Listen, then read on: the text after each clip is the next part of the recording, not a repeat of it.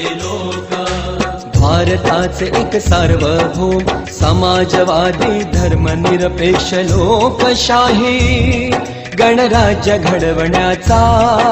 व त्याच्या सर्व नागरिकास सामाजिक आर्थिक व राजनैतिक न्याय विचार अभिव्यक्ती